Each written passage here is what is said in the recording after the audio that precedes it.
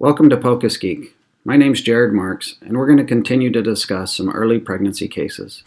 Here in case 3, we're going to discuss a twin gestation at 6 weeks and 5 days.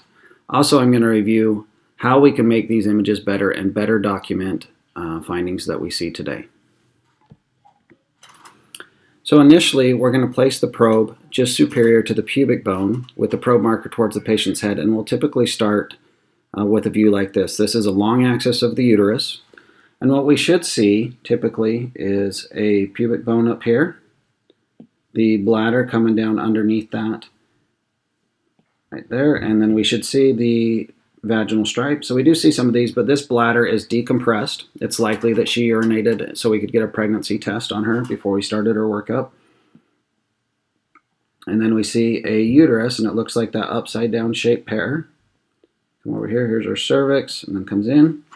And we do see 2 possible gestational sacs with some subchorionic hemorrhage here, here, and here.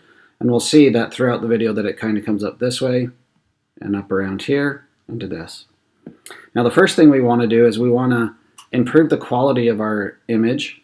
And so we're going to increase the depth. And by increasing the depth, we want to see more of the anatomy, and we want to be able to verify if there's any pathology. And so this is actually a very good starting image, in which we want to look and see if there's fluid posterior to the uterus. Fortunately, in this image there is not. We do continue to see our upside down pear-shaped uterus, as this is an anteroverted uterus, and we see those gestational sacs again. Now we're not going to typically focus on those gestational sacs right off the bat, and we just want to document our anatomy. Now the first pitfall you want to avoid is you don't want to change your depth, so you're only focusing on the fundus like this. You really want to focus on the entire anatomy of the uterus, so keep your depth so that you can see the flexure down by the cervix. And in addition to that, you're really just trying to define your anatomy. So in that long axis, fan to the patient's right, to the edge of the uterus, and then fan right to left, just looking at anatomy. Don't worry about image capture at all. And then you're going to fan back from left to right, again, just paying attention to the anatomy, looking for any pathology, and then you can document. Now that could be a video or it could be still images. I personally like still images now, just because it allows me to really focus on what I'm seeing.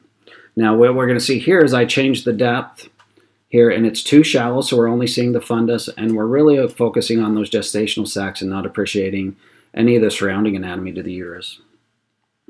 And what I'm going to pay attention to here is you'll see that sub-chorionic hemorrhage. Again, right here. It's going to track up around here into this area and right there. And the pitfall of using this video is that we try to cover a lot of ground in a short amount of time here. And so you'll see that we don't get to pay attention to where the fetus is within the gestational sac and really what's going on inside them. We can tell that there's 2 structures and some surrounding anechoic area, and that's really about it. And in addition, we're not paying attention to, is there any pathology outside of the uterus that could be causing our patient's symptoms. From here, we're going to go to a transverse view, and you're going to rotate the probe towards the patient's right. And once again, we can see the uterus right here. And it's a little hazy, but right in there, we see the 2 gestational sacs, likely a fetus right here, and then a yolk sac right there. So let's go to our next image here, and once again we can see that gestational sac right in the middle, likely yolk sac within that, and then the subchorionic hemorrhage. I'm going to play that as a video, and you'll see again, this is why I don't like videos, is you try to cover too much ground or too much anatomy, and you don't get to appreciate or check the details. So I do like still images for that reason. Now in addition to that, so when you go to a short axis, I recommend that you start at the fundus and fan all the way down to the cervix, and then you fan back up to the fundus, and then you worry about image capture. Just take that first 2 passes just to pay attention if there's any pathology or what the anatomy looks like. Here we'll see that it's focused mostly on the fundus and really just looking at these gestational sacs and not defining the anatomy of the uterus. Again, we see the subchorionic hemorrhage, and then we see the 2 gestational sacs. We see suggestion of a fetus right here at the very end of the video on gestational sac 1 right there. right here we can see likely fetus 1 and fetus 2, but because we're fanning through this so fast, we can't tell for certain. From here, we're going to go back up to the level of the fundus typically, and then look at the adnexa. Now, the pitfall on this one is that this is our pelvic brim right here, and it looks like we're angled a little bit too far out towards the pelvic brim. We will see the uterus come in this area, and we want our focus to be right in here, but we're just a little bit far lateral, and this is going to be a very quick video through this, and we're not going to really take time to see a lot of anatomy. And we could really focus on getting the uterus fundus into view and then taking a nice look at that adnexa. From here, we're going to angle over towards the patient's left with the probe marker still towards the patient's right. And once again, we can see the pelvic brim through here. You do have your vessels right in here. And this is where we're going to try to pay attention to any pathology. Now, this is just a still image, so the other pitfall is on one side I did a video, and on this side we just did a still image. In neither of them do I see the ovaries, and we really want to check, if we can find the ovaries, we want to look for pathology or adnexal masses adjacent to them or adjacent to the uterus. Here we're failing to see the uterus, so I'd really like to bring the fundus in and be able to see if I can appreciate any pathology in the area. Next, we're going to move on to documenting what's going on within the gestational sac. So we can see here, we're going to call this fetus A, and so we have the gestational sac, and we can see we got a nice crown rump length measure here, and we measured it at 8 millimeters or 6 weeks and 5 days. You want to make sure that you don't extend that too far, as we'll see later in the next image we do. You can also, if you have a calculation package on your machine, make sure to use that to measure the crown rump length. Otherwise, you can measure the distance and then use some online calculators for that. We're going to see that we have our fetal heart rate here, and it's a little bit difficult to see in this one, but right here there's little dashes, and that's the fetal heart rate that we're measuring, and so we're measuring at the end of that, and we get a beat of 150.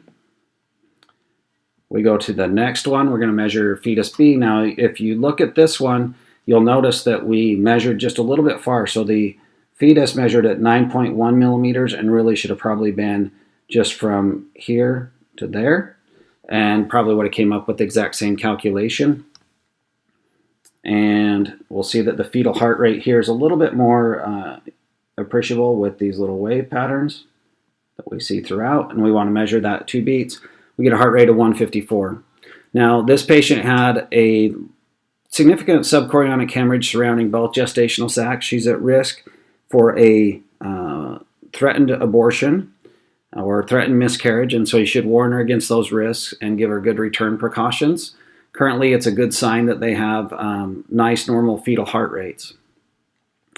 Now, we were able to discuss some of the pitfalls here, but just make sure you define your anatomy well, and then at the end, focus on your gestational sacs and anything within inside them. Or if you see any other pathology, make sure you take the time at the very end to pay attention to that pathology. But always, always, always make sure that you define your anatomy a lot better than possibly what was done here. Twin gestations don't happen very often, so I still wanted to share this with you so you can see what that may look like in the uterus. Now, this is 2 gestational sacs with 2 fetuses. There are single gestational sacs with 2 fetuses, and so there's differences, but this is one example of a twin gestation. I hope you found that video helpful as far as seeing what a twin gestation may look like and learning from some of my imaging capture errors and how you can improve that as you take care of your patients with point-of-care ultrasound. If you have any questions about this or other ultrasound-related questions, feel free to email me at pocusgeek@gmail.com, or you can follow me on Twitter at POCUSgeek. Take care.